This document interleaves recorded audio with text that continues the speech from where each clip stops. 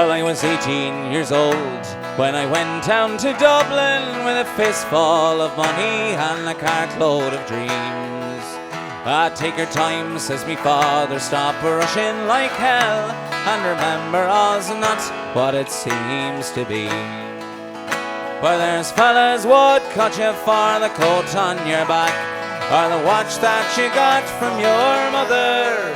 So take care, me young bucko, and mind yourself well, and will you give this sweet note to me, brother?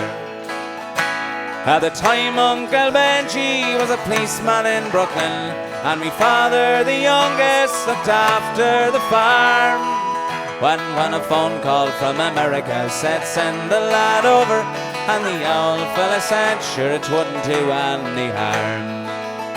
For I've spent me life working this dirty old ground for a few pints of porter and the smell of a pound. And sure maybe there's something you learn or you see, and you can bring it back home, make it easy on me.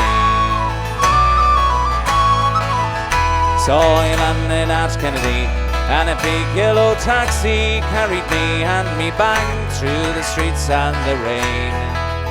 Well, me poor heart was thumping around with excitement, and I hardly even heard what the driver was saying.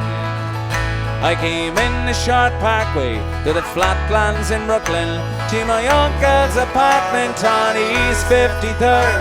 I was feeling so happy, I was humming a song, and I sang "You're as free as a bird."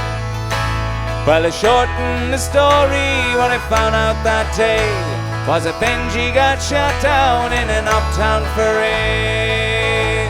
And while I was flying me way to New York, poor Benji was lying in a cold city morgue.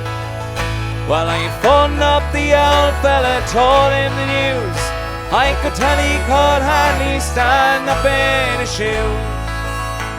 And he wept as he told me go ahead with the plan, and not to forget, be a proud Irishman.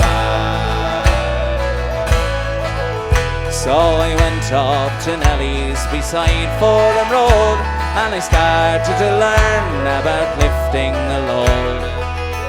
But the heaviest thing that I carried that year was the bittersweet thoughts of me hometown so dear. I came home that December, cause the old fella died. Had to borrow the money from Phil on the side, and all the bright flowers and brass couldn't hide the poor wasted face of me father. I sold off the old farmyard for what it was worth, and into my bag stuck a handful of earth. Then I caught me a train and I boarded a plane, and I found myself back in the US again. It's been 22 years since I've set foot in Dublin.